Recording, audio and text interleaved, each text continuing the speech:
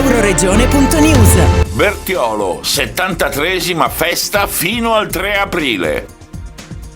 La sindaca di Bertiolo, Eleonora Viscardis, in compagnia degli organizzatori, delle autorità e di tanti ospiti, ha inaugurato la Festa regionale del vino friulano 2022 all'interno della storica enoteca, dopo 2 anni di pausa forzata. Per la riapertura della 73esima della Festa del vino di Bertiolo, in realtà manchiamo in questo luogo da 3 anni. L'ultima edizione è stata nel 2019, che quella del 2020 è stata stoppata proprio dalle regole sul lockdown, che sono proprio entrate in vigore nell'imminenza. Perciò tornare qui è un'emozione.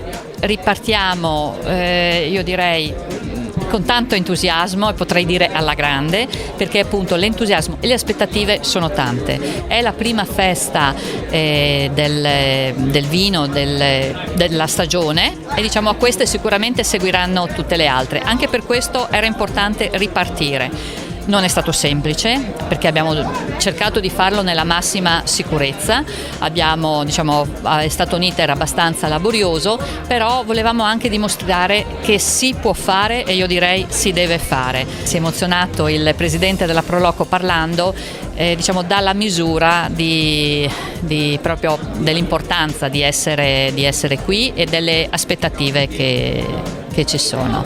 La festa del vino è tante cose, è innanzitutto festa su 3 weekend che parte da oggi fino al 3 aprile, tutti i fine settimana, e è un contenitore concepito proprio nella tradizione come un contenitore di tanti intrattenimenti musicali, Luna Park, culturali. C'è una mostra Affreschi senza confini presso la chiesa San Martino, dove si potranno visionare anche gli affreschi della chiesa San Martino del 1500 portati alla luce da molto poco. E ci sono i chioschi per la via principale dove si potrà degustare naturalmente del buon vino e dei piatti. Ogni chiosco ha il suo piatto, perciò è molto accogliente. Ci sono i Luna Park appunto per tutte le famiglie, per i ragazzini, e naturalmente il fulcro di tutto sarà l'enoteca, dove sono presenti tutti i vini che hanno partecipato alla 39esima edizione del concorso, della mostra concorso, e tutti i vini fra l'altro che troverete anche nei chioschi dovranno avere un punteggio non inferiore agli 8 punti, gli 8 decimi. Questo significa che a Bertiolo si beve vino di qualità.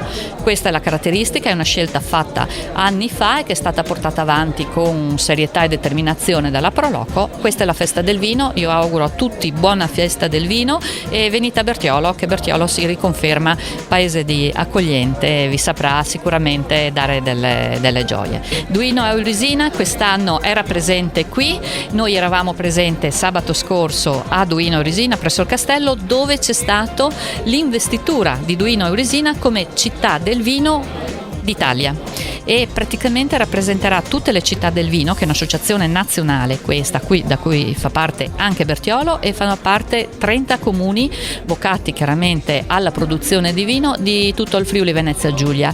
Duino Eurisina è città del vino italiano, perciò saprà fare da catalizzatore nel Friuli Venezia Giulia di tutto quello che è l'enoturismo, che è un segmento di turismo molto importante e molto attivo. Un momento di leggerezza, un momento di positività in cui si vuole guardare avanti, ma non siamo insensibili a quello che sta succedendo intorno a noi, alle gravi situazioni che si stanno vivendo in terre a noi vicine. Come ho detto, episodi che non avremmo mai pensato di rivivere, e da questa festa, da questi palchi dove saremo, lanceremo comunque un messaggio di pace, di ripudio alla guerra e di solidarietà al popolo ucraino che si trova in questo momento in serie difficoltà. Da Bertiolo per Euroregione News, Marco Mascioli. Euroregione.news.